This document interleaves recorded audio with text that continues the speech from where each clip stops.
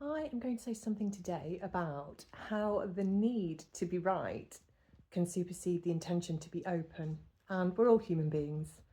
I have a tendency to be quite stubborn sometimes, and I think relationships are kind of a fertile ground of revealing these tendencies. And for me, it really comes up in the parental relationship.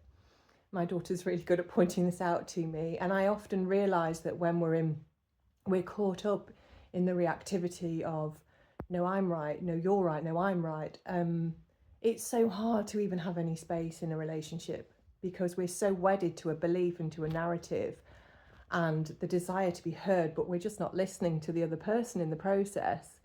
And I think this happens all the time. I was listening to an amazing podcast episode from Esther Perel, the relationship therapist, and she was reflecting on how, particularly in the digital age with phones, screens, we're watching TV while on a screen and we're sitting next to the person who we love, but we're not actually talking to them. We're not listening to them. We're not responding fully and openly because our attention is absolutely fragmented and pulled into different areas. And there's a real simplicity to actually being with somebody, properly being with somebody, allowing them to be as they are and responding to that. And it doesn't mean that we let things go. It doesn't mean that we don't stay true to what feels like integrity to us in terms of behaviors and patterns.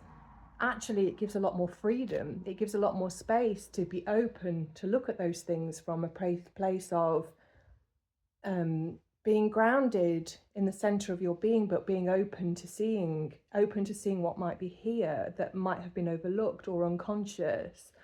And the more we are ingrained in the idea of staying in the place of being right or being, I don't know, just really believing that story so strongly, the less we have a chance to actually be together. We just, in truth, and this is where relationship fragmentation happens, and it happens all the time in all different contexts because there's assumptions and misunderstandings, and then that just gathers speed and momentum. Before we know it, we've completely lost track of the truth because we're so embroiled in the stories. And I am not a specialist at this. I'm entirely human. I do this all the time and I'm noticing it more and more. And that's difficult. It's really difficult to notice because we see in ourselves how firmly we have stood in a story without giving any oxygen to any other sort of perspective in that. So if there is an invitation today, it is just to notice when you are entirely wedded to an idea of being right and how that feels in the body, because it feels constricted to me.